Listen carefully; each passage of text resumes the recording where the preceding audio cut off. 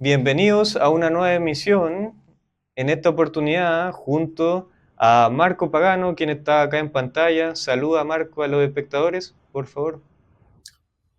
Hola, ¿qué tal? Saludos a todos los espectadores del canal de Sebas Yono.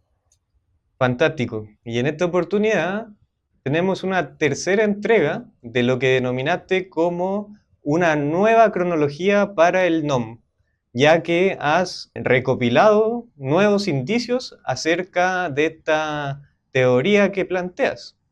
Tal y como yo lo entiendo, es que Marco nos presenta una serie de indicios en los cuales denota que una posibilidad de que no estemos en el año 2025, sino que estemos mucho más antes en el tiempo, lo cual conlleva una serie de implicaciones.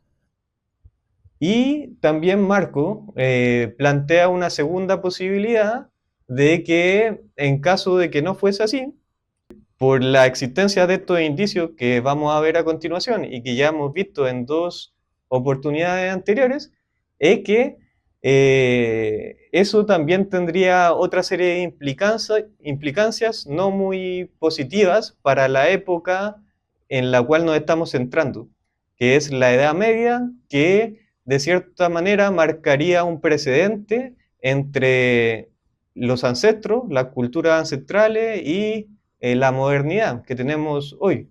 Entonces, de ello radica la importancia de esta investigación. ¿No es así, Marco? ¿Lo entendí bien?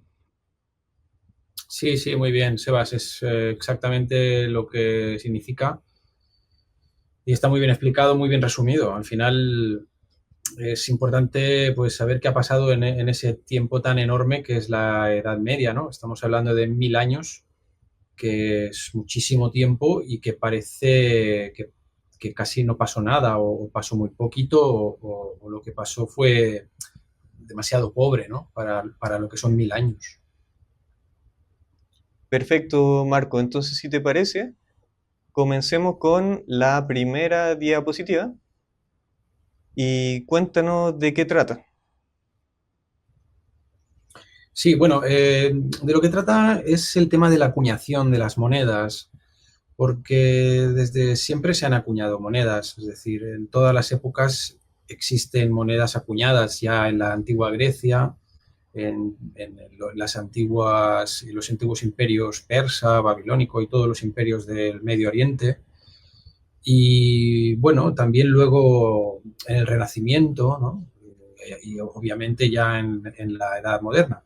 Pero lo que no deja de extrañar es que durante los siglos 8 o incluso durante los siglos 7, 8 y 12, 13, en Europa no hay monedas acuñadas, salvo, obviamente, en las monedas musulmanas y las bizantinas, ¿de acuerdo? Pero claro, estamos hablando de un periodo muy extenso, que son pues 500, 600 años de historia en los que se supone que en el resto de sociedades, el resto de civilizaciones de Europa no acuñaron moneda. Entonces es bastante extraño, ¿no? Porque es mucho tiempo, son 600 años. ¿Qué pasó durante esos años en la economía europea, ¿no? En Italia, en Francia, en Alemania? ¿Qué pasó después de que cayó el Imperio Romano? Es bastante increíble cuando todas esas tribus tenían un contacto con la economía romana, ¿no? Con las economías también del Medio Oriente, que tenían ya unos contactos muy fluidos, incluso con el Imperio Bizantino. ¿Cómo es posible que todas esas culturas no acuñaran moneda durante 600 años? ¿No? Es un poco extraño, ya que la acuñación de monedas se tornó algo bastante popular y bastante importante en el decurso de la historia a partir del Renacimiento, pero también lo eran durante el Imperio Romano y el Imperio Bizantino. Entonces ahí hay un lapso de tiempo de 600 años en los que al parecer no se acuñó moneda solo en los imperios musulmanes y bizantinos, ¿no?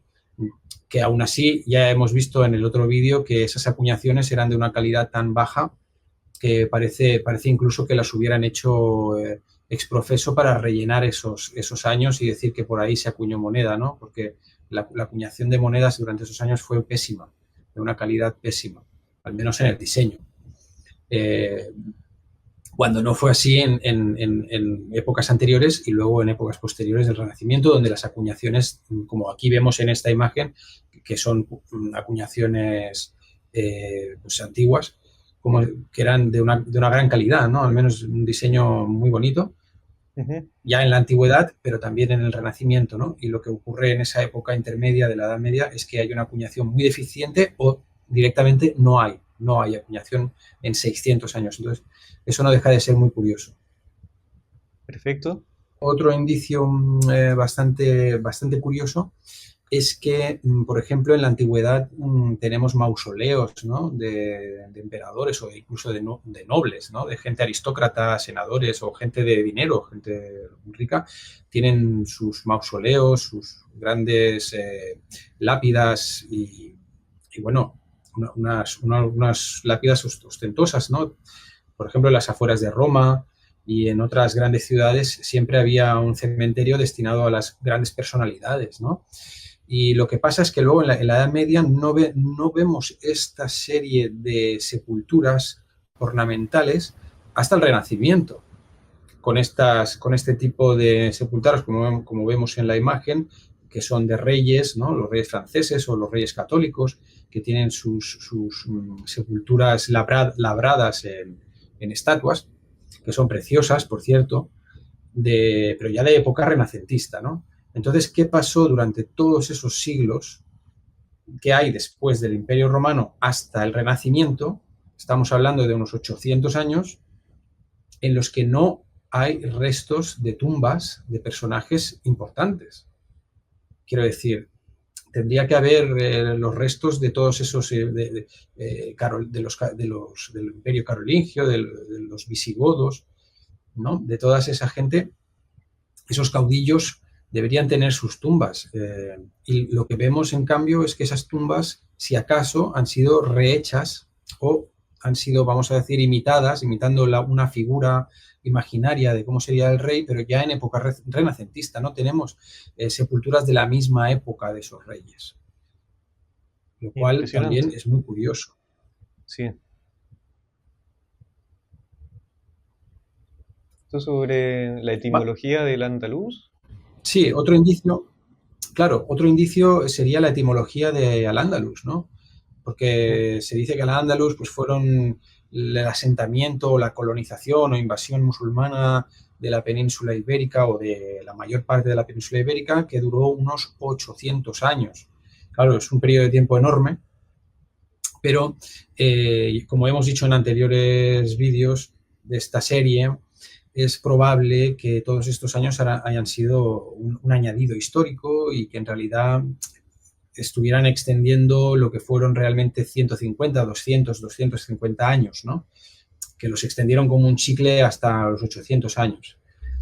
Y porque realmente, si te fijas, al-Ándalus viene de al-Vándalos, de los vándalos que estaban establecidos en el norte de África, justo en esa época o justo anterior a la época que se dice que hubo una invasión musulmana.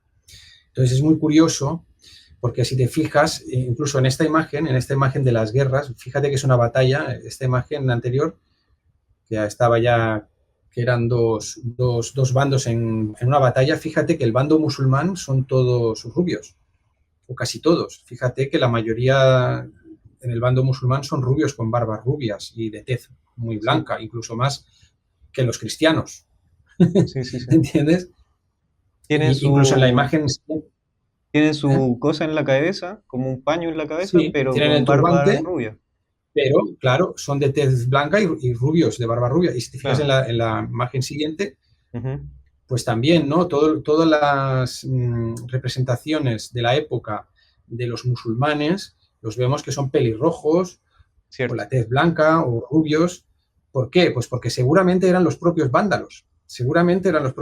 Porque no se explica qué pasó con esa tribu del centro de Europa, porque no olvidemos que los vándalos eran una tribu del centro de Europa hermana de los alanos, de los visigodos, de los burgundios, de todas estas tribus centroeuropeas que emigraron al sur cuando cayó el Imperio Romano.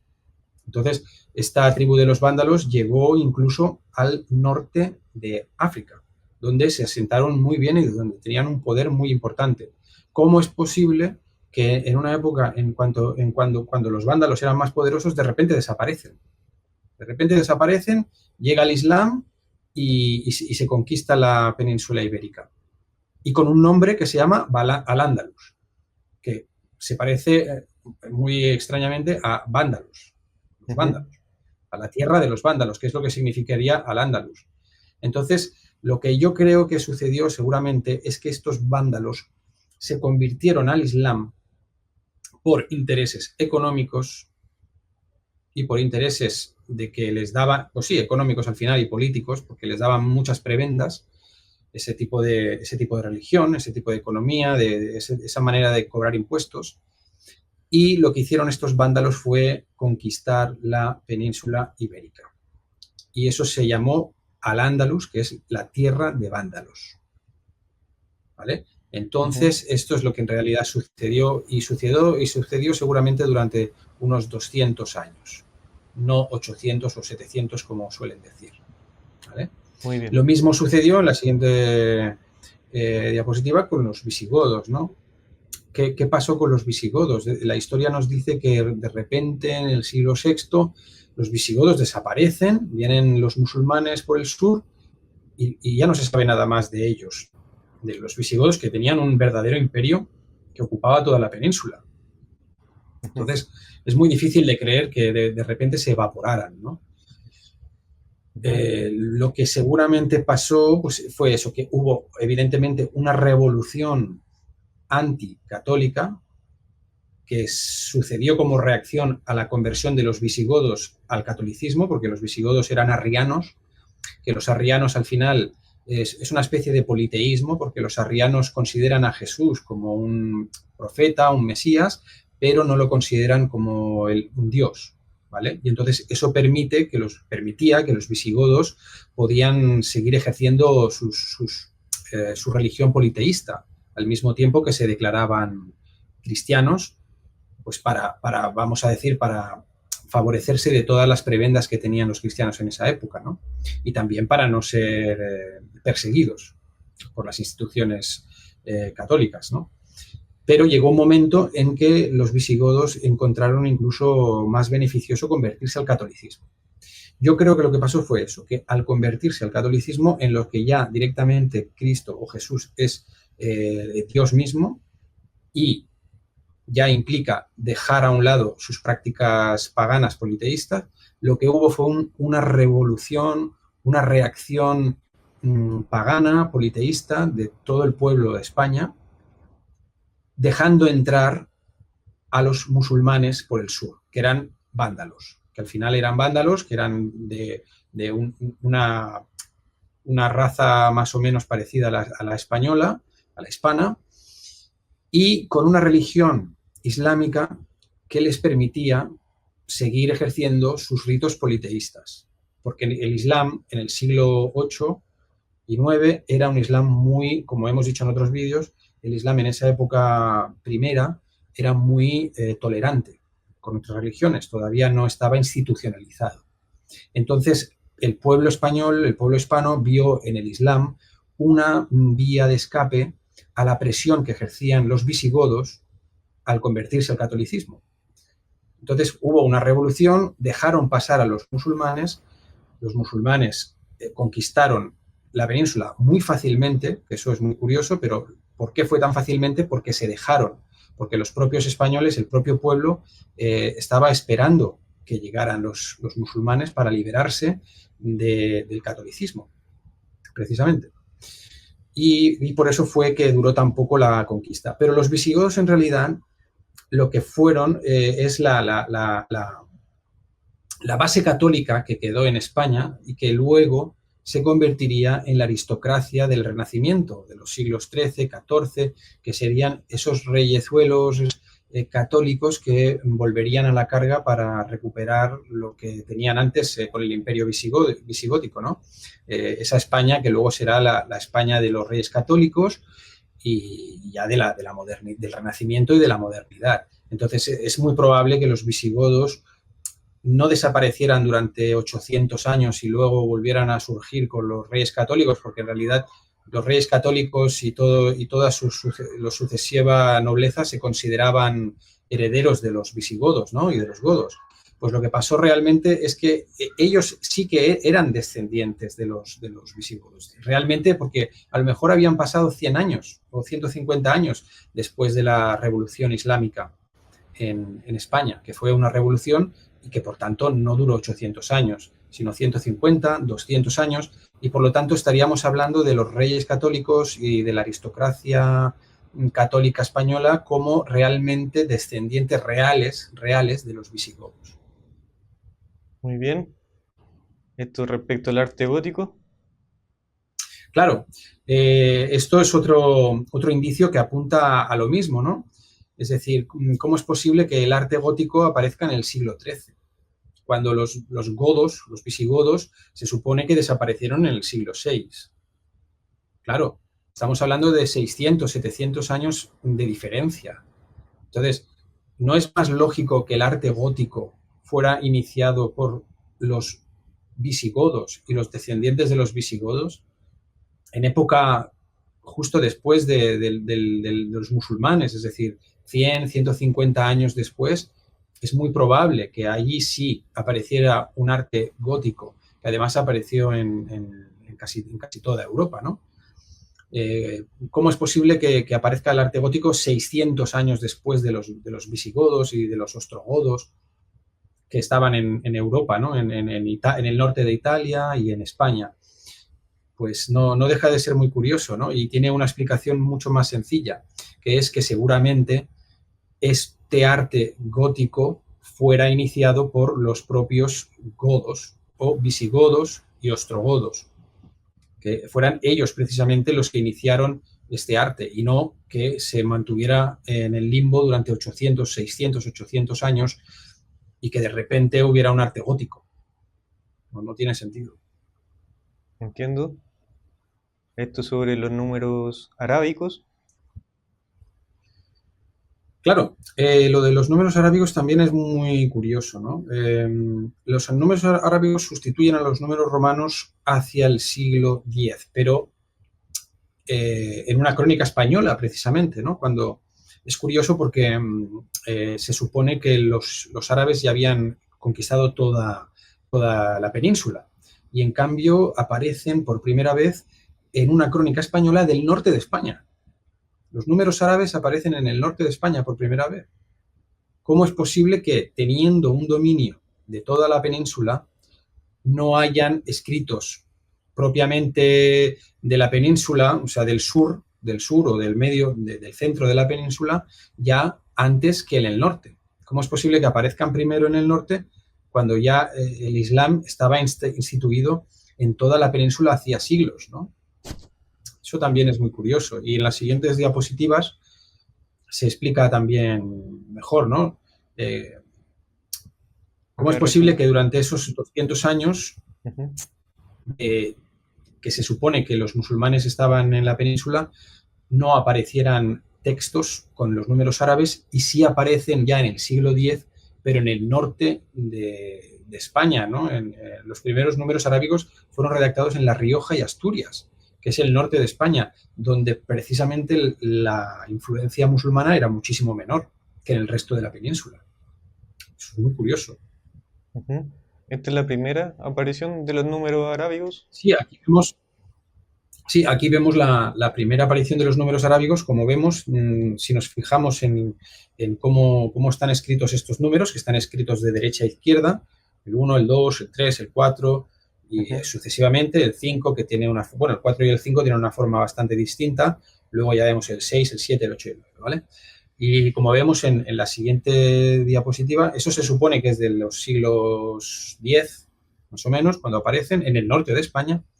Pero luego, si nos vamos a, por ejemplo, un texto renacentista, en pleno Renacimiento, en el año 1459, que se supone que son unos 600 años después de esos primeros números que hemos visto. Lo que encontramos aquí es que se están escribiendo de la misma forma, ¿no? Ahora sí, de izquierda a derecha, pero si te fijas, la formulación de los números es la misma, ¿no? El 1, el 2, el 3, el 4, el 5 y el 6, fíjate que son bastante curiosos. Luego el 7, el 8 y el 9 se parece muchísimo a esa primera aparición de los números arábigos en el norte de España. Y en cambio se supone que han pasado 600 años, ¿no? Entonces, ¿cómo es posible que en 600 años esos números arábigos no hayan sufrido una transformación? Sobre todo cuando estamos hablando de otro lugar de Europa, ¿no? Porque ese texto es de Fibonacci en Italia y el texto que hemos visto primero era de España, de la península ibérica, ¿no? Y en cambio se están escribiendo de la misma forma, con 600 años de diferencia. Entonces es probable que no haya esos 600 años de diferencia, sino que esos dos textos sean contemporáneos. Eso, al menos es lo que parece. Es decir, claro, se supone que los árabes adoptaron esta numeración que venía de la India, porque no es una creación propiamente árabe, los números árabes, sino que son indios, son números indios, como vemos aquí en el Brahmi, luego el hindú, luego pasa al sánscrito, y luego ya se divide en estos dos tipos de numeración arábiga, que está la Gobar y la arábiga del este, ¿no? Bueno, como vemos aquí, lo que se adoptó en Europa, sobre todo, fue la del oeste, la Gobar, la tipo Gobar, que es la que hemos visto en las numeraciones anteriores. Entonces, ¿cómo es posible que esta adaptación que se hizo de las numeraciones hindús, que los árabes adaptaron en el siglo VIII, cómo es posible que en tan pocos años ya estuviera en el norte de España? Ya se viera en el norte de España directamente sin pasar por toda la península, como hemos dicho antes, ¿no? Cuando toda la península se supone que era de dominio musulmán y el norte de España precisamente no era de dominio musulmán.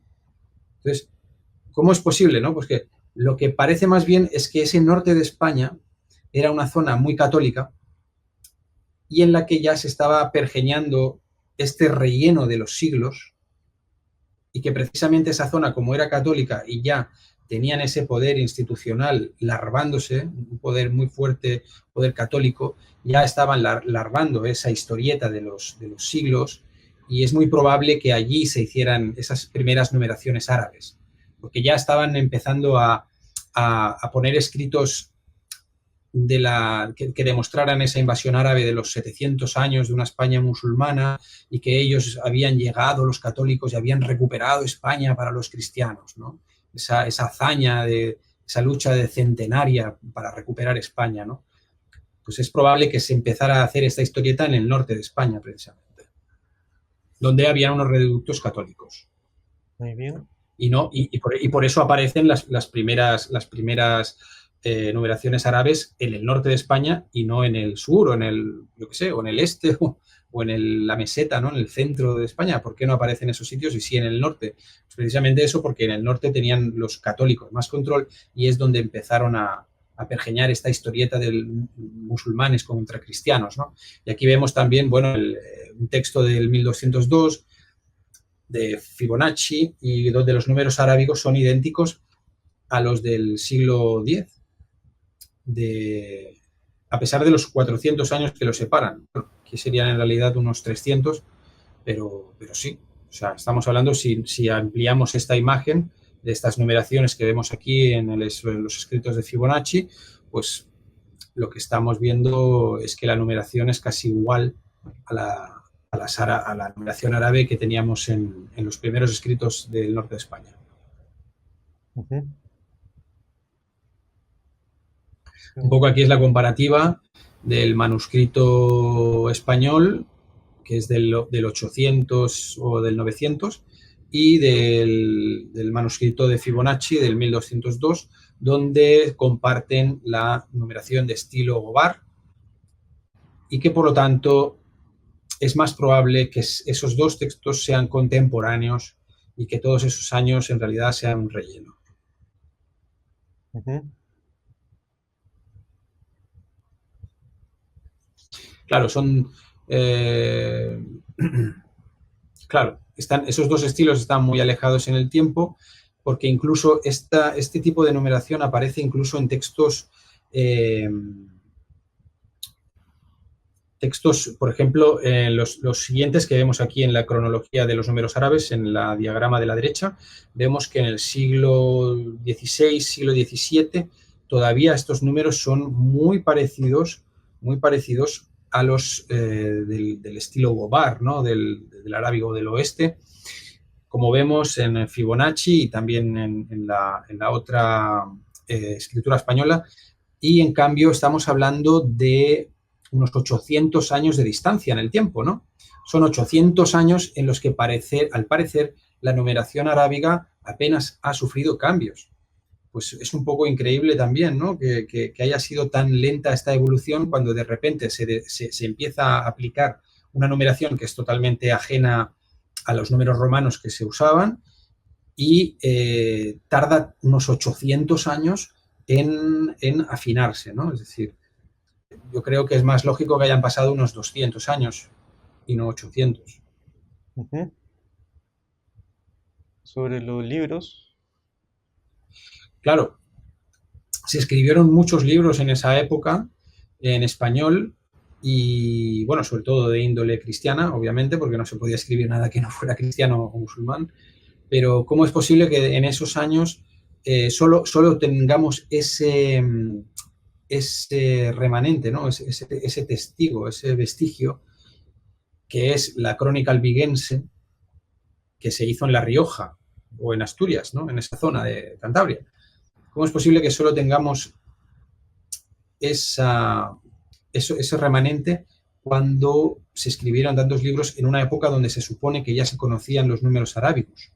Es decir, deberíamos tener más evidencias y no solo esa pequeñita evidencia. Son siglos de literatura. ¿Por qué? ¿Por qué no aparecieron en más lugares en el siglo X, en el siglo XI, en el siglo XII? ¿Por qué? ¿Por qué tenemos que esperar al siglo XIII, al siglo XIV? Es decir, ya al Renacimiento. ¿Qué pasó durante esos siglos en los que existían los números árabes, eran conocidos en España, incluso en Europa, y no se usaron hasta bastante tiempo después? Estamos hablando de unos 400 o 500 años después, cuando ya se usa regularmente. ¿Qué pasó durante todo ese tiempo? ¿Qué tipo de numeración se usaba? ¿Se usaba la numeración romana? ¿Por qué tardó tantísimo tiempo en aplicarse? Es curioso. Ujú. La crónica albedense. Beldense. Sí, la crónica albeldense es donde este manuscrito está fechado en el 811, donde aparecen los primeros números arábigos, pero es muy curioso que es anónimo, ¿no? Otra vez, estamos hablando de una crónica anónima del norte de España, en un ambiente cristiano, católico, y que, como decimos, es probable que en ese ambiente se haya pergeñado, se haya empezado la historieta de la Edad Media y de la Reconquista, pues como una heroicidad cristiana, pues para apuntalar el cristianismo en España y para decir, mira, esta tierra es más cristiana que nada y hemos tenido esta hazaña de recuperar España para los cristianos, ¿no? Y que haya sido pues una auténtica historieta. Ujú. Esta es la primera Biblia traducida al español, no al latín. Sí, es increíble, ¿no? Que la primera Biblia que no sea de latín, que no sea en latín, fuera escrita en el año 1280, ¿no? Es increíble porque ya en los años 500, 600 ya habían Biblias en latín, ¿no? Y ya, o sea, es decir, la Biblia que se leía por entonces, ¿no? Pero ¿cómo es posible que hubiendo tantos idiomas en Europa que no eran en latín, que se estaban hablando el día a día, no hubiera nadie que se le hubiera ocurrido pues traducir la Biblia, ¿no? De escribirla en su idioma, ¿no? ¿Cómo es Claro. posible que tengamos que esperar 800 años? ¿Qué pasó durante tanto tiempo? ¿A nadie se le ocurrió realmente hacer una Biblia en su lengua vernácula? ¿Tenemos que creernos esto? ¿O es que realmente lo que pasó es que todos esos años son un invento? Y en realidad, sí, ese 1200 y pico, cuando se hizo la primera Biblia en una lengua que no fuera latín, no era el 1200 y pico, sino que era el 600, por ejemplo. Ujú. ¿No? O el 500 y pico, el 600 y poco, ¿no? Eso sería, es lo que digo aquí, ¿no? Tal vez es que el año 1280 era en realidad el año 527, en pleno reino visigodo, antes de la conversión de Recaredo al catolicismo, pero con una iglesia ya muy asentada en España, en las grandes ciudades. Porque claro, en esa época, en el 527, ya la iglesia tenía un poder absoluto, muy fuerte en las ciudades, no tanto en las zonas rurales, pero donde se hacían los libros eran en las ciudades. Entonces, es mucho más probable que esa Biblia que no era en latín fuera escrita en esa época. Y entonces todos esos años fueran un añadido, ¿no? En realidad. Eso Ujú. es mucho más creíble. Ujú. Claro, porque en el Imperio Romano no se hablaba el latín. O sea, claro, en Roma sí, y en Italia pues hablaban varios tipos de latín, ¿no? Porque ni el latín era el mismo en todo el Imperio Romano, ¿no? Y lo hablaban las élites y la gente que estaba en las instituciones, pero todo el resto del pueblo no hablaba latín. Por ejemplo, aquí en España se hablaba las lenguas propias de España, que obviamente se mezclaron con el latín, pero se mezclaron. No es que se hablase latín perfecto y después con el tiempo el latín se fuera vulgarizando y diera lugar a las lenguas actuales. No, eso es una visión academicista que no es real. Lo que pasó realmente es que ya durante el Imperio Romano, en España y en Francia y en cualquier lugar que no fuera Italia, se hablaban las lenguas propias de ese lugar, pero se adaptaban al latín de la aristocracia que se hablaba en las élites políticas y se iban cogiendo palabras, porque si no, nosotros tendríamos una formulación sintáctica muy parecida al latín, pero en cambio la sintaxis no se parece en nada. La sintaxis del español, del catalán o del gallego o del francés no tiene nada que ver con el latín. Solo son préstamos léxicos, es decir, hemos cogido palabras latinas, muchas palabras latinas, pero la sintaxis no. Eso lo que identifica es que nosotros hablábamos ya catalán, castellano, francés y estas palabras, estos lenguas romances ya las hablábamos antes del latín. El latín lo que hace es pues, mezclarse sobre todo a nivel léxico, no sintáctico, con las lenguas vernáculas, ¿entiendes? Entonces, por eso le decimos que es muy increíble que no haya surgido una Biblia en la lengua vernácula que no fuera el latín en 600 o 700 años. Es bastante increíble. Comprendo. ¿Son lenguas originarias o más ancestrales de Europa?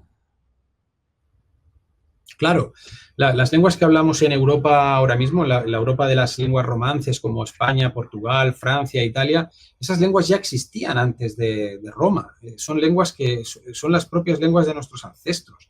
Lo único que obviamente cogimos mucho vocabulario latín por contaminación, porque se hablaba latín en las instituciones y en lo que eran lo que era la vida política, ¿no? Lo que era cuando tú tenías que rellenar un formulario para el ayuntamiento de turno, ¿no? El concejo o lo que sea, pues tenías que hacerlo en latín, ¿no? Pero tú en casa no hablabas latín, la gente en España no hablaba latín en su casa, con su familia. Hablaba su lengua de toda la vida, ¿entiendes? Lo único que, evidentemente, iban cogiendo palabras latinas, pero la sintaxis no es latina, es muy diferente.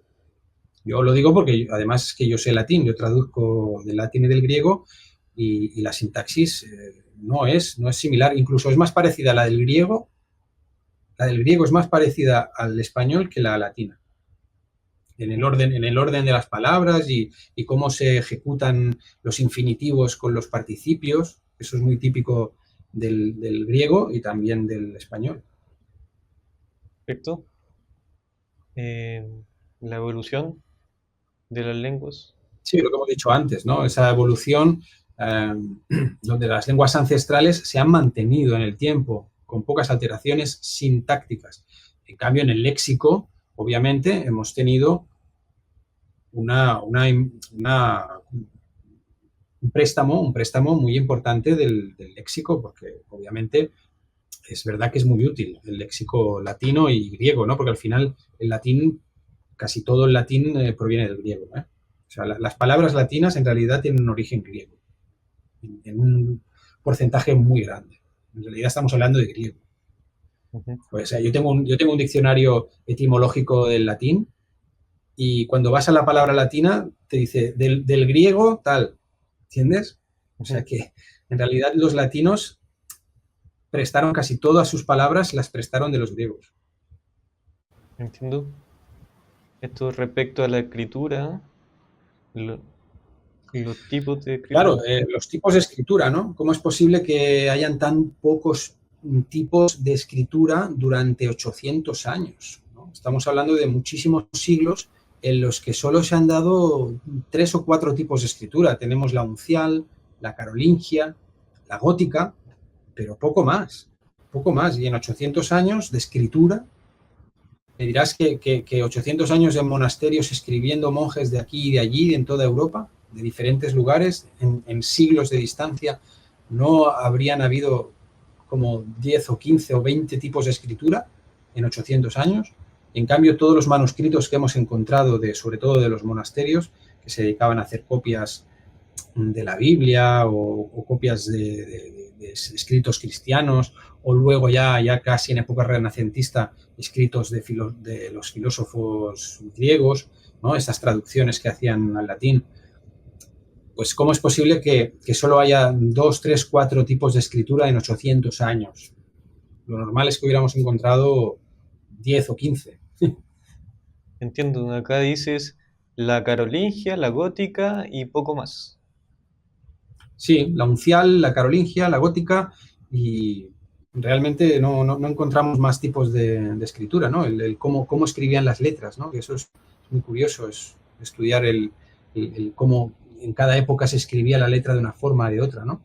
Pues claro, Ujú. estamos hablando de 800 años, es muchísimos siglos como para que solo hayan tan pocas escrituras, tipos de escrituras manuscritas, ¿no? Comprendo. La siguiente sobre las pestes y hambrunas. Sí, es muy curioso también el número de pestes, por ejemplo, si vamos a la Wikipedia y vemos el histórico de pestes desde la antigüedad, de repente en los siglos VII, en los años 600, se para el conteo, se para el contagio de las pestes y ya no vuelve hasta el siglo XIII, ¿no? Ujú. O sea, estamos hablando de 700 años en los que no hubo ninguna peste registrada históricamente. Claro, es muy curioso, ¿no? O sea, esto más bien identifica que esos 700 años han sido añadidos y que a nadie se le ocurrió poner una peste por ahí, por allí, en las crónicas para hacerlo verosímil, ¿no? Es un fallo que tuvieron, se olvidaron de esto. Se olvidaron de poner alguna peste durante esos años, porque no es lógico que durante esos años que precisamente había más inestabilidad política, donde la economía era muchísimo más precaria, la higiene era mucho más precaria. ¿Cómo es posible que en esas épocas no hubieran pestes registradas? ¿Cómo es posible que después de las pestes de Justiniano, de los años 600, de los años 500, ya nos pasemos a las pestes de la época renacentista? ¿Cómo es posible 700 años sin pestes? Eso no se lo cree nadie. Cierto. Igual las grandes hambrunas. También, si vemos el histórico de grandes hambrunas desde la antigüedad hasta la modernidad, pues en los siglos de la Edad Media solo son 5 o 6 hambrunas, ¿no? Y además están registradas en crónicas de palacio. Las crónicas bizantinas, las crónicas carolingias, que eran crónicas de palacio que seguramente estaban manipuladas, ¿no? Es que, ¿cómo es posible que haya tan pocas hambrunas en una época tan miserable, en la que había tanta precariedad económica, política, y que solo hayan 5 o 6 hambrunas en 800 años, ¿no?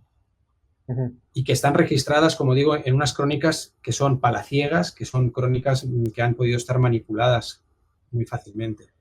y que en cambio en todo ese tiempo no hubiera ni una sola peste registrada. Es muy curioso. Entiendo. Sobre este gráfico, Marco, que arriba a la derecha dice 1860 al 2016. Y eso no es tan antiguo, No, pero es que deberías coger el enlace. Es que esto estaba en el en enlace que te pasé, Wikipedia. pero claro, habían muchas más. Tienes Sí. que, si vamos al enlace, No, no vayamos, allí no sí que vayamos. encontrarás. Simplemente describamos lo que había en el enlace para que la gente no se quede meramente con la Bueno, imagen. en el enlace, si ponemos hambrunas registradas históricamente, ¿Sí? esto está en Google, pues hay una sucesión de años Sí, sí, que sí, se van. Y entonces, claro, ese gráfico es de época moderna, ¿no? claro. Pero eso es uno de los gráficos que hay dentro de la página, que es una Sí, página sí, muy sí. extensa. Nada más para aclarar eso, para que Sí, ese la gráfico a lo imagen... mejor no era el más adecuado, no lo revisé bien, la verdad. No, Sí, pero es no muy te moderno, preocupes. claro. Este gráfico es de época muy moderna, contemporánea casi. Ya. El Pero ¿cómo es asunto es que... posible, ¿no? Que en esta época donde se supone que hay revolución industrial, ¿no? Que hay bonanza económica, está lleno de hambrunas, pero luego desde los siglos de la Edad Media, si buscamos en ese mismo artículo, no vamos a encontrar apenas, vamos a encontrar 5 o 6 hambrunas en Europa. Entiendo, es un Y en el listado artículo de las de pestes hambrunas que hay. no hay. Ya, sí, Sí, entiendo. sí, hombre, lo ideal sería meterse en el enlace, ya te digo, pero bueno. Pero es que no prefiero que avancemos porque... eh, Sí, no importa, no importa. Que el que quiera buscarlo tiene que poner eso en Wikipedia, ¿no? Hambrunas y pestes, ¿no? Y que haya una cronología histórica de unos registros históricos de hambrunas y pestes. Y eso en Wikipedia verá que de repente en los años 600, 700 se para en la época esa, después de la caída del Imperio Romano. ujú, Hay un parón abrupto y ya no hay registros hasta la época renacentista. perfecto. Cuando es curioso porque en esos siglos precisamente es donde debería haber más inestabilidad económica y política que condujera a pestes y hambrunas. También la fundación de ciudades, ¿no? ¿Cómo es posible que se han fundado ciudades durante toda la humanidad, ¿no? Durante todas las épocas, pero de repente vemos que en los años 700, ¿no? En los años 600, en realidad después del Imperio Romano, sobre los años 500, se detiene la fundación de ciudades Ujú, y ya no vemos ninguna fundación de una ciudad hasta el siglo XII, ¿no? O ujú. sea, son 700 años en los que nadie, o sea, ningún pueblo se dedicó a fundar una ciudad. ¿Cómo es posible, no? ¿Cómo es posible? Es decir, es lo que decíamos antes, ¿no? Es que estamos hablando o bien que hubo un relleno histórico de esos 700 años y que por lo tanto es lógico que no hubiera la fundación de ninguna ciudad, o que realmente no se fundó durante 700 años ninguna ciudad y con lo cual estamos ante una época de una oscuridad aterradora. Comprendo. Claro, las últimas ciudades romanas se fundan hacia los siglos 3 y 4, ¿no? Estamos hablando de los siglos de los años 300 y luego ya en los 400 ya es cuando cae el Imperio Romano y ya no hay ninguna fundación de ninguna ciudad hasta el siglo XII, que es cuando ya se forman las ciudades medievales, que luego serían los burgos, ¿no? Los burgos y las grandes ciudades actuales, ¿no? Pero claro, es que son 700, 800 años de total silencio en la fundación de ciudades, Ujú, cosa que nunca ha sucedido en la historia. comprendo. Sí, también en los rastros óseos, ¿no? Si ponemos en cualquier búsqueda, vamos a buscar rastros óseos de cuerpos, ¿no? De cuerpos humanos que se hayan encontrado en las excavaciones, lo que sea, pues tenemos rastros óseos de la antigüedad, ¿no? De la época romana, de los griegos, de los antepasados, incluso más, ¿no? De los hombres cavernícolas, de tal, pero de repente ya no tenemos más restos óseos hasta los siglos XIII, XIV, que son ya el Renacimiento. ¿Cómo es posible que durante todos esos siglos, 700, 800 años, no hayan restos óseos? Que es lo que hablábamos en otro vídeo sobre las armas, ¿no? Que no se han Ujú, encontrado armas, armaduras de época medieval cuando son 700, 800 años de historia donde se usaban armas, armaduras, espadas, y no se encuentran, es todo fabulación, están solo en los cuentos, pero no se encuentran en la realidad. Arqueológicamente no hay pruebas de que haya existido esa época, ni en armas, ni en cuerpos humanos. Entiendo. Esto es, bueno, una imagen que es chocante, que tal vez estamos acostumbrados por la película y todo a ver cosas peores, pero no deja de llamarme la atención y perdona que me centre en aquello, pero le cruzaron una lanza en el cráneo a ese sujeto y tiene la mandíbula cortada. Eso denota como bueno, que primero esas batallas fueron reales y bastante sanguinarias.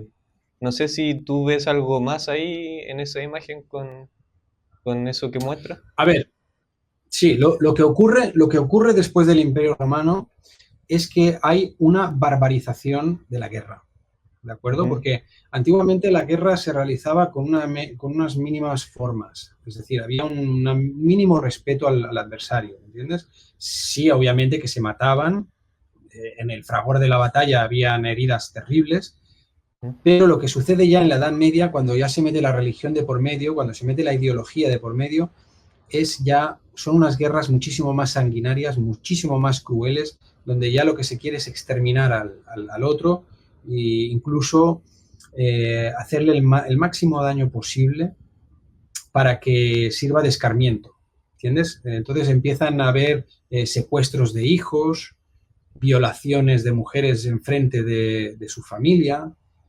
eh, muertes atroces con torturas, con grandes torturas que se realizan ya en esa época, incluso, pues, por ejemplo, para los cristianos decían que era para convertir el alma, ¿no? Para sanar el alma, se le torturaba de las mil y una maneras para que confesara sus pecados, es decir, y todo eso, pues, antiguamente no existía, ¿no? ujú. Era una serie de, o sea, sí que existía, pero más esporádicamente.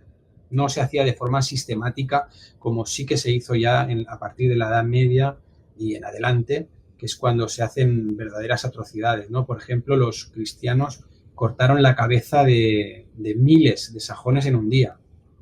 Miles de cabezas cortadas en un solo día. Eso no había sucedido nunca en la historia, ¿no? Entiendo.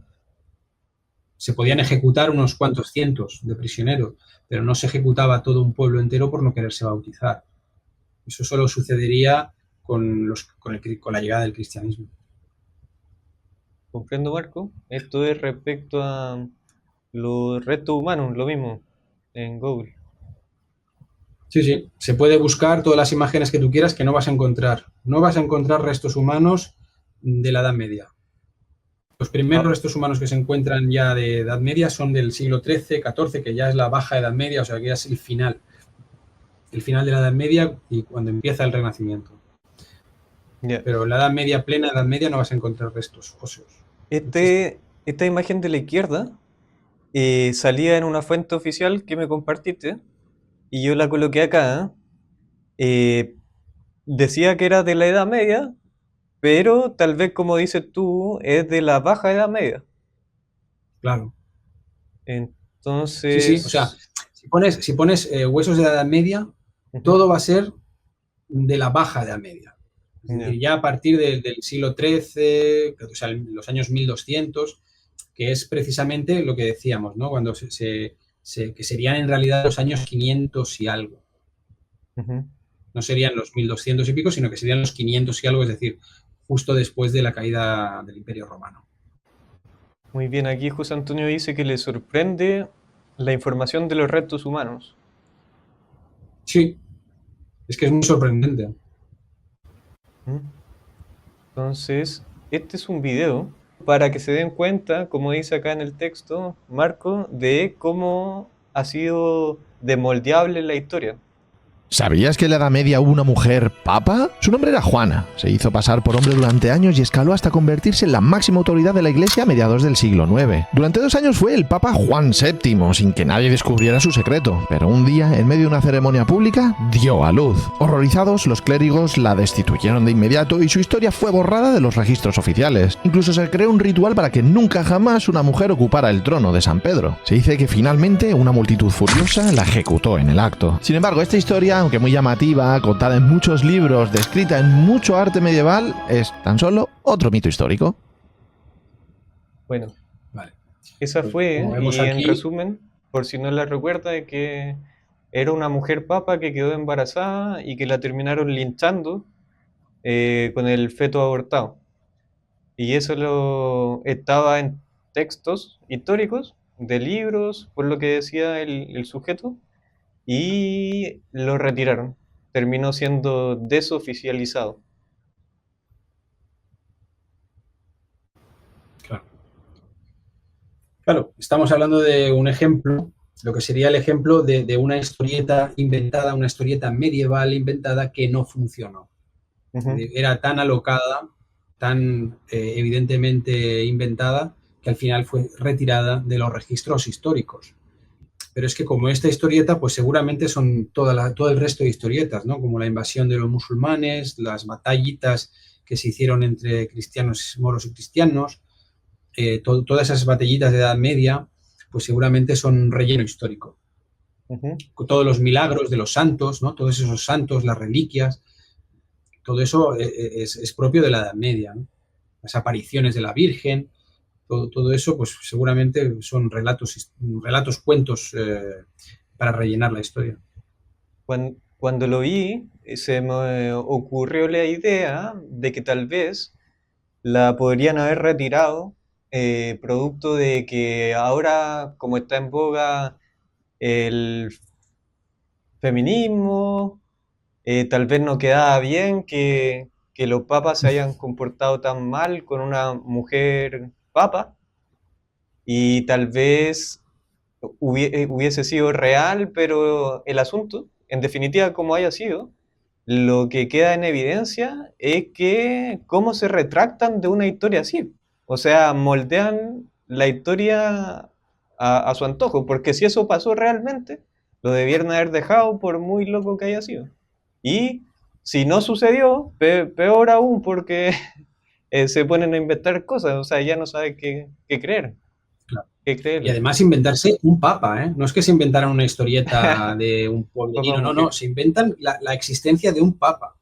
Ujú. Claro, Bueno, eh, es que además quitaron la historia al poco tiempo, no es que se quitaron la historia ahora en época moderna, no, la historia se retiró de la oficialidad ya en época del Renacimiento, o sea, a los pocos siglos, ya, entiendo, porque no colaba. entiendo. Y bueno, finalmente tú. Sí, pues ya un indicio que es ya por sí mismo, ¿no? El propio nombre de Edad Media. Ya lo Ujú, dice la palabra, es una edad intermedia entre dos edades. ujú. Entonces no puede ser que una edad media sea igual de amplia que la propia edad antigua o la propia edad moderna. Como es una edad media o intermedia, estamos hablando de un periodo muchísimo más pequeño. Estamos hablando de 250 a 300 años, que eso sí que corresponde a una edad media, a un intermedio entre la caída del Imperio Romano o la destrucción de la antigüedad y la formación de una nueva edad, que sería la edad moderna o el Renacimiento primero y luego la edad moderna, y lo que hubiera entre medio, esos 300, 200, 300 años, se le debería llamar edad media, que por eso el propio nombre nos está diciendo que es una edad mucho más corta que las edades a las que precede y a la que sigue. Estoy de acuerdo, Eso tiene Marco. mucho más. A mí también, y yo creo que ya de manera objetiva, eh, evoca aquello, y da edad que está al medio de dos cosas más importantes. Entonces, no debería llamarse la edad que está entre medio, si tiene 1000 años. 1000 años es muchísimo, son 10 veces 100 años. Y ahí pueden suceder como muchísimas generaciones de seres humanos. Entonces, no es correcto que se la ningunee de esa manera en caso de que haya durado tanto. Y por último, Claro, es que es eso lo que vemos en la siguiente diapositiva, que es ya la conclusión, es que es lo que tú estás diciendo. Si realmente fueron 1000 años la Edad Media y lo que tenemos de registros históricos es algo tan pobre, una decadencia tan aterradora, pues lo que deberíamos estar hablando casi todos los días es qué ha pasado, ¿no? Porque esto es directamente de donde venimos. Entonces, deberíamos examinar muchísimo más cuáles son nuestros orígenes. Si realmente venimos de 1000 años de oscuridad, es que ha pasado algo muy grave, que deberíamos estudiar con más detenimiento. Y realmente saber qué ha pasado, porque si realmente esos 1000 años de Edad Media fueron la imposición del cristianismo para toda Europa, pues tal vez deberíamos pensar qué es lo que nos ha traído el cristianismo, porque son 1000 años de oscuridad. ¿Entiendes? Y si no ha sido así, pues la otra solución es que se los hayan inventado. Que esos 1000 años en realidad fueron añadidos. O no 1000 años, pero sí 753 años de historia, que es lo que era la cifra de la Urbe Condita, y que en vez de cambiar los números, en vez de cambiar los números del año, lo único que cambiaron fue la terminación de Urbe Condita a antes de Cristo, después de Cristo. Ellos pusieron un después de Cristo en la misma cifra, solo cambiaron la Urbe Condita por el después de Cristo. Y con eso ya tenían 753 años de más, que pudieron añadir a su antojo, con todas las historietas que ellos quisieran. comprendo, Marco.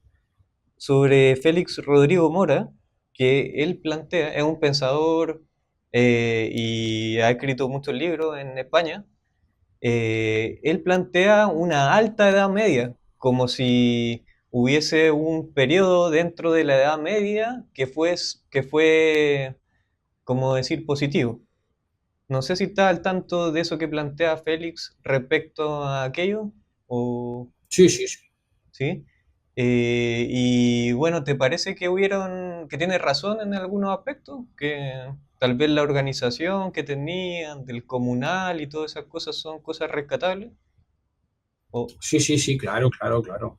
Obviamente, cuando cayó el Imperio Romano, cayeron sus estructuras de dominio, ¿no? Y lo que surgió, pues, fue un renacer del comunal. Félix Rodrigo Mora dice que ahí nace el comunal, pero es que eso no es cierto. El comunal ya existía antes del Imperio Romano, incluso durante el Imperio Romano en los pueblos, porque el Imperio Romano tenía fuerza en las capitales de provincia y en las grandes ciudades, pero en los pueblos que vivían en los montes, en los bosques, metidos en los bosques con campiñas, por allí que vivían casi de una forma seminómada, a esa gente no la controlaba tan fácilmente el Imperio Romano. Y esa gente, incluso el Imperio Romano, respetaba sus tierras sagradas, porque no olvidemos que el Imperio Romano era politeísta y respetaba los bosques sagrados. Y antiguamente, lo que hoy en día llamamos comunal, antiguamente le llamaban predios comunales o tierras sagradas o consagradas a un dios. Y esas tierras eran intocables, no se podían vender, no se podían expropiar ni se podría cobrar un impuesto sobre esas tierras. ¿Entiendes? Y de esas tierras sacaban la mayoría de la riqueza los pueblos. Y eso existió antes del Imperio Romano, incluso durante el Imperio Romano y, por supuesto, después del Imperio Romano. Y eso era el comunal, que eran las tierras comunes a la gente, al propio pueblo. Y eso existió siempre. Luego, obviamente, ha habido gente de más dinero que tenían unas posesiones de tierra mucho más amplias y que ejercían extorsión al pueblo, pero el pueblo siempre tuvo, no digo todos los pueblos, pero la gran mayoría de pueblos durante toda la historia han tenido sus comunales, excepto, obviamente, han habido épocas de tiranía, ¿no? Donde esos comunales eran expropiados o abusados, pero lo que digo yo es que normalmente, a ver, cuando había una sociedad religiosa, donde se tenían unos valores religiosos muy, muy fuertes, esas tierras no se tocaban tan fácilmente, porque era como desprestigiar al Dios, era como deshonrar al Dios, al cual estaba consagrado ese río o esos montes. y entonces no se saqueaban tan fácilmente. Es luego en época cristiana, cuando ya todos esos bosques y esos ríos se desacralizan, cuando ya se pueden explotar y expropiar de forma abusiva, porque ya no corresponden a ningún dios. ¿De acuerdo? Entonces, lo que dice Rodrigo Mora es cierto, pero es una visión muy estrecha, muy estrechita, porque él ve el nacimiento del comunal en la época altomedieval, y lo que pasó no es que nació el comunal, sino que al caer las estructuras romanas, el comunal pudo ser soberano, vamos a decir, porque existía antiguamente, lo que pasa es que se tenían que pagar unos impuestos y obviamente no podían disponer de todas las riquezas como el pueblo quería. Cuando cayó el Imperio Romano, el pueblo volvió a apoderarse de toda la riqueza del comunal y se podía gestionar a su manera. Pero antiguamente, por ejemplo, en época de los íberos, de los celtíberos, cada pueblo era soberano. No había una capital a la cual se pagaban impuestos. Eso Félix Rodrigo Mora lo omite, se olvida de ello. Para él no existe nada que no sea después de la época altomedieval. Y no, antiguamente teníamos una organización de los pueblos en tribus y en familias extensas que se ocupaban de la tierra y hacían un reparto más o menos justo y que se reunían en asambleas populares. Claro que sí, se reunían en asambleas populares y allí decidían quién cultivaba la tierra, cuánto le tocaba a cada uno ese año, en qué se ocupaba cada personaje importante de cada familia, cada padre de familia que iba a hacer ese año, cuándo iba a ser la recolección, o sea, pues lo que es la gestión del comunal. Eso ya existió durante miles y miles de años aquí en España. Entonces, lo que él dice, bueno, sí, obviamente cuando cae el Imperio Romano hay un resurgimiento de los pueblos soberanos, obviamente, porque un imperio reprime a los pueblos. Y al caer el imperio hay un resurgimiento, pero obviamente la Iglesia estaba detrás. O sea, en realidad lo que pasó luego fue una lucha de la Iglesia contra el pueblo para recuperar esas tierras comunales. Porque luego, fíjate, lo que pasa luego es que todas esas tierras pasan a formar parte de la Iglesia. Y aún hoy en día, muchísimas tierras que antes eran comunales son de la Iglesia. Grandísimas extensiones de tierra son de la Iglesia. Entonces, con muchísimas fincas, con muchísimos... Y es lo que pasó, después del Imperio Romano. Cuando cayó el Imperio Romano hubo un vacío de poder. Y ese vacío de poder se aprovechó por las tribus para volver a gestionarse de la forma que se habían gestionado toda la vida. Pero obviamente luego vino la Iglesia y se apoderó de todos esos territorios. Y eso fue la Reconquista. Es decir, la revuelta árabe o la revuelta musulmana que hubo en España fue para liberarse del yugo católico. Porque después del Imperio Romano no querían que la Iglesia les siguiera controlando sus tierras. Entonces hubo una revuelta. ¿Entiendes? Uh-huh. Y cuando vieron que el Islam iba a hacer lo mismo que le estaba haciendo la Iglesia, se rebelaron contra el Islam y acogieron a los cristianos porque era el mal menor. Pero al final la historia es la historia de las élites contra el pueblo. Toda la historia es cómo las élites se han apoderado de la riqueza del pueblo.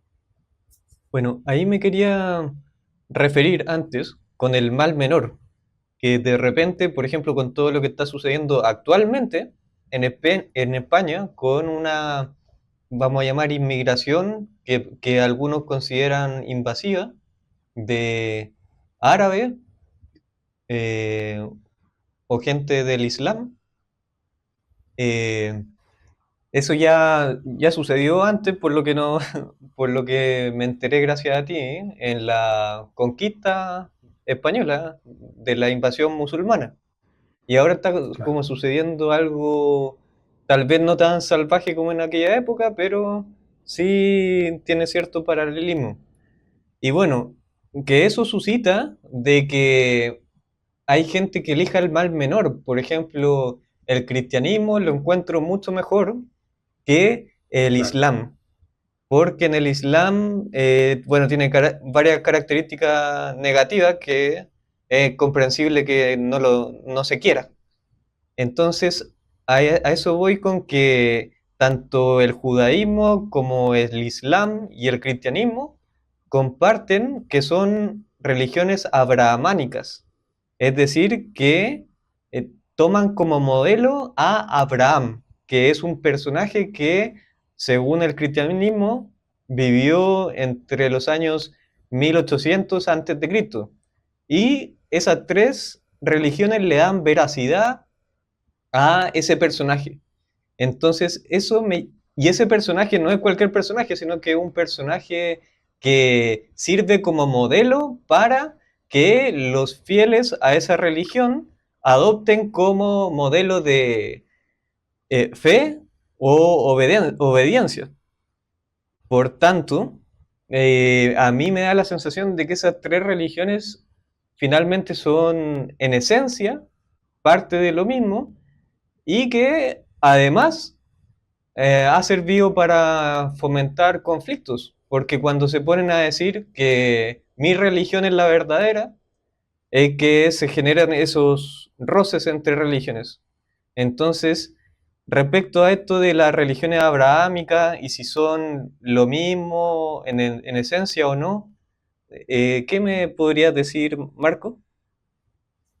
Sí, pues comparto lo que tú has dicho, es decir, son tres religiones que comparten como, vamos a decir, modelo o padre de la religión, una persona pues que no tenía patria, una pátrida que se vio vagando por el mundo, ¿no? Que se vio en una tierra desconocida, que tuvo que salir de su tierra, que tuvo que vagar a otra buscando la tierra prometida, es decir, un personaje desarraigado.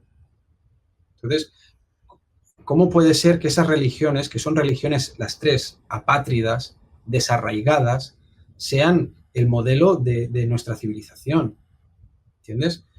Nosotros tenemos que ya abandonar esta dicotomía, esta dinámica religiosa en la que nos vemos, este abrahamanismo, y debemos regresar a las religiones nacionales, a las religiones patrias, para volvernos a enraizar a la tierra. Cada pueblo debe tener su religión tradicional, propia, que da igual si es verdadera o no, no importa. Eso no importa. Una religión no tiene por qué ser verdadera. Una religión debe ser tradicional. Y no importa si es verdad o mentira. Lo que importa es que tenga unos buenos valores. Pero cada pueblo tiene la visión de los buenos valores diferente. Es que es meterse en casa ajena, intentar que tus valores sean los que definan al resto del mundo. Eso no es propio de una buena persona. Comprendo, Marco. Y además, este modelo de Abraham, que puede que ni siquiera haya existido, se usa como símbolo o realmente es como un símbolo del monoteísmo, dejando atrás todo lo que Abraham consideraba como dioses falsos y instalando el monoteísmo con estas tres religiones. Entonces, de ahí la importancia de ese personaje que convergen esas tres en ese personaje. Entonces, no sé si quiere Sí, añadir algo y más. además es que sí, más que nada que estas religiones han triunfado porque van muy bien para los imperios. Es decir, los monoteísmos son religiones que se adaptan muy bien a un imperio. Porque igual que hay un solo emperador que rige a todo el pueblo, hay una sola religión que rige para todo el pueblo y extendido pues para todo el mundo, ¿no? Es el nuevo orden mundial. Es un emperador o un solo mandatario con una sola religión, una sola moneda y una sola forma de pensar, ¿no? Y al final esto empieza con Abraham y con los judíos, ¿no? Que son los primeros que dicen, pues nosotros somos la verdad, el resto del mundo está equivocado, nosotros somos el pueblo elegido del Dios verdadero y tenemos que convertir a todo el mundo y si no, exterminarlos. Claro, Eso para alguien que quiere expandir su imperio es perfecto. Y para Roma fue perfecto adaptar el cristianismo, porque o sea, es que estaba predestinado. Que Roma y el cristianismo se unieran era algo predestinado. Pero si no hubiera sido el cristianismo, hubiera sido el islam o cualquier otro monoteísmo, o incluso el judaísmo. Porque les iba bien. Lo que pasa es que el judaísmo es un expansionismo nacionalista. Y claro, para Roma no le venía bien que fuera nacionalista, le venía bien que fuera universalista. Que no olvidemos que católico significa globalista. Cuando tú dices religión cristiana católica, significa cristiana globalista. Porque es un término griego, católicos, católico viene de católicos, y católicos significa universal. Entonces, estamos hablando de una religión globalista. Cuando hablan del globalismo, o cuando se quejan estos cristianos de que el Papa Bergoglio, que era muy socialista y era muy globalista, yo me pensaba, pero bueno, ¿estos qué se creen que es el catolicismo? Si el catolicismo es globalismo, lo dice la propia palabra, que vayan a un diccionario de griego. Lo comprendo, Marco. Y claro, ya, lo dijiste sumamente bien. Por mí estamos... Mira, había Doctor Esquizo dice, las religiones se practican en casa. Y yo creo que tú estás de acuerdo que, por ejemplo, que está bien practicar tu religión en la propiedad privada que tú tengas. No sé hasta qué punto estás de acuerdo con lo que dice el Doctor Esquizo. Sí, bueno, a ver, para mí la religión, tiene que haber una religión popular del pueblo, quiero decir, que se ejerce en las calles, pero que no sea ideológica, sino que sirva a unos actos que son necesarios y que son trascendentes, como enterrar a tus muertos, sacrificar animales y hacer fiestas, dar gracias a la naturaleza. Por ejemplo, dar gracias al agua, a los ríos que tienes al lado de tu casa, a las montañas que tienes al lado de tu casa que te proveen de madera y de donde salen los ríos, ¿no? Las fuentes, al propio río, al aire, al sol, a la luna. Yo creo que estas fiestas deben tener algo en común para que se pueda vehicular entre todo el pueblo. Luego, cuando se muere alguien, hay que enterrarlo. Entonces, no podemos permitir que se deje por ahí tirado en el suelo o en la calle. Tiene que haber un rito, un mínimo rito que ofrezca el Estado. Al menos que tú puedas acogerte voluntariamente a ese rito. Si tú quieres hacer un rito propio, me parece muy bien, siempre que cumplan las reglas sanitarias, ¿no? Pero que el Estado provea de un rito básico, de honras fúnebres, ¿no? De cómo vamos a enterrar a este personaje, o si lo vamos a cremar, cómo lo vamos a hacer, pero algo que esté bien hecho. Y también cuando vamos a sacrificar animales. Si tenemos que comer animales, hay que matarlos. Entonces, ¿cómo vamos a matar a estos animales? ¿No? Pues a esto se dedicaban las antiguas religiones, no hacían nada más. Las antiguas religiones no se dedicaban a ponderar si el Dios es uno o es tres, o si es el Hijo de Dios o si no, y se mataban, porque se han matado entre ellos miles y millones de personas por si Jesucristo es Dios o no es Dios. La gente se mataba por esto.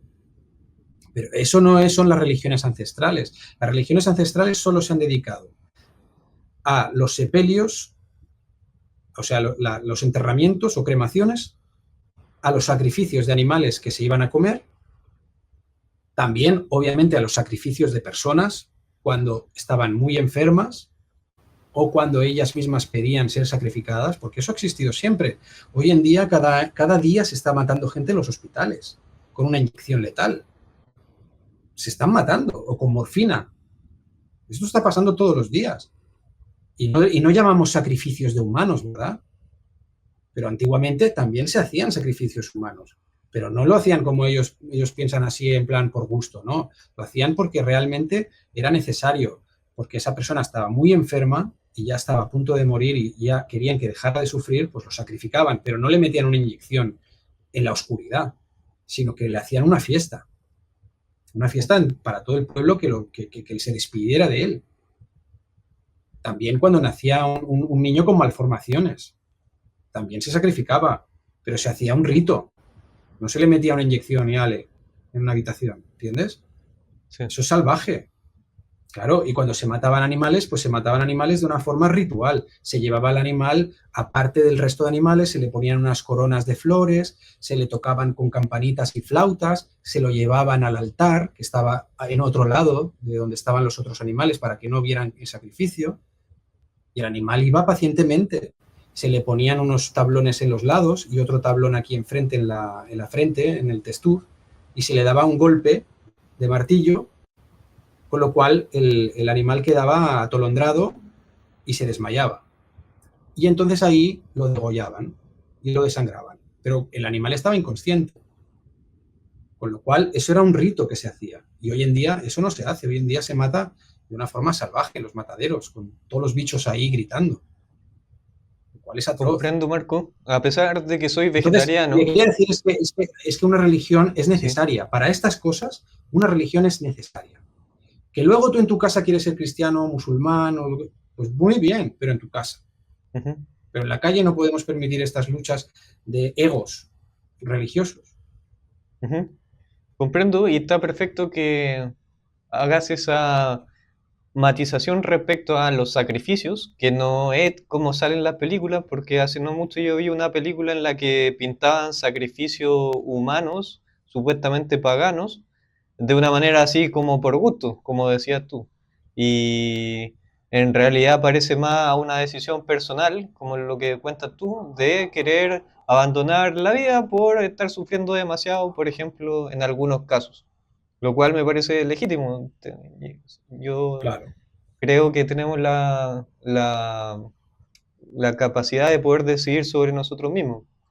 Y sobre los animales, claro, también están matizando de que, si bien soy vegetariano yo, matizas tú que no eran matar animales porque eran satánicos y porque le cortaban la cabeza a los gatos, como se pueden imaginar a través de los grandes medios de comunicación, sino que eran sacrificios para comer, para comer. Bueno. Claro. Es que realmente se hacía una fiesta. Después del sacrificio, se hacía una fiesta donde se comía el animal, donde se lo cocinaba, y había todo un rito en cómo se cortaba el animal, qué partes iban a cada quien, y eso lo hacía un sacerdote. El sacerdote era el que despiezaba la pieza y el que la cocinaba y la repartía. De eso se trataba el sacrificio. Era una fiesta. No era matar por matar. Te entiendo, Marco. Y bueno, yo en caso de... Bueno, tú ya conoces mi postura, pero este no es el momento para hablar de esto, creo yo, ¿no? Pero yo sí creo que hay que estar preparado para el momento de sacrificar un animal en cuestión de supervivencia. Esto es lo que creo yo, ¿no? Hay que estar preparado para saber hacerlo, claro. Pero a mí de momento no me hace falta y creo que no hace falta, siempre y cuando esté todo funcionando bien, pero que no se pierda ese conocimiento. Yo estoy de acuerdo con que no se pierda a lo menos ese conocimiento de saber cómo se hace de la manera óptima. Claro, y para eso estaba la religión, para que no se perdiera el conocimiento. Ahora lo hemos perdido. Ahora, por ejemplo, si queremos matar a un animal de forma ritual, sin que sufra, deberíamos volver a estudiar a los antiguos, a leer los libros antiguos de cómo lo hacían ellos. Yo he dado unas pistas porque yo lo he leído, con las coronas de flores, con los campanitas, las flautas tocando, se bailaba delante de él, se le ponían inciensos para que oliera bien y se lo iba conduciendo poco a poco hacia el altar. Y luego se le hacía el atronamiento, que es lo que he dicho yo, esa técnica del atronamiento que lo dejaban inconsciente. Pero todo eso se debería volver a aplicar prácticamente, deberíamos volver a aprender a esto. Lo que ha hecho el cristianismo es prohibir, cortar de raíz esa tradición que llevábamos miles de años realizándola. Y ahora debemos volver a aplicarla. Comprendo, Marco. Y no solo con lo de los animales, que tú sabes que yo no estoy de acuerdo con eso, pero también con todos los otros conocimientos que puedan estar en el olvido. Y por último, claro, Marco, y ya con esto definitivamente cerramos, de que claramente figura como, perdona que lo mencione, pero son como los referentes más famosos, de, de lo que se conoce como la moderna derecha, como Agustín Laje, va a encontrar que tu discurso es progre porque ataca a la iglesia cuando en realidad la iglesia es lo que mantiene, o sea, el cristianismo es lo que ha mantenido a raya a la estampida progre que se viene. Entonces, me pareció sumamente acertado que compartieras tu punto de vista de que no es así y que la Iglesia Católica o el cristianismo en sí mismo, en sus bases, incluso en la propia etimología, es globalista. Sí. Entonces, no sé si quieres matizar un poco más en eso para que quede claro de que no eres un izquierdista, ni un progre, ni alguien ideologizado. No, no, claro. Mira, la verdad, los cristianos, al principio, cuando ellos luchaban contra los paganos, ¿sabes cómo los llamaban a los que seguían las tradiciones antiguas? O sea, los antiguos, porque los cristianos en ese momento eran los progres. Cuando ellos nacieron, los más progres eran los cristianos, los que daban las nuevas teorías de otro mundo, del más allá, de un nuevo Mesías y tal. Eso era progresismo puro y duro. Y llamaban al resto, a los paganos, los llamaban traditores. De ahí viene la palabra traidor. La gente no sabe de dónde viene la palabra traidor, pero viene de cuando los cristianos llamaban a los paganos traditores. ¿Y sabes qué significa traditores? Los que siguen la tradición. Los que siguen la tradición. Imagínate. O sea que desde el inicio los cristianos estaban en contra de los que seguían la tradición. El cristianismo es lo más antitradicional que existe. De hecho, ellos crearon la palabra traidor a partir de traditor, de el que sigue la tradición. Fíjate si son progres los cristianos. Hasta ese punto. Claro. Luego, he dicho dos etimologías. Una es la de traditore, que viene de los que siguen la tradición, que se quedó ya para nuestros días como traidor, que traiciona. Fíjate. Pero también lo que hemos dicho antes de católicos. Católicos es universalista, globalista. Entonces ya con estos dos términos ya te das cuenta de que el cristianismo siempre ha sido algo progresista. Además, promueve la patria universal, ¿no? Vamos a decir, el estar en el más allá, en el paraíso, en el Edén, que es un lugar sin fronteras y sin patria. O sea, eso no es nada tradicional, eso es progresismo puro y duro, ¿no? El no tener fronteras, el no tener patria, el estar desarraigado de la tierra. En cambio, los paganos siempre hemos tenido una religión y unas tradiciones arraigadas a nuestra tierra.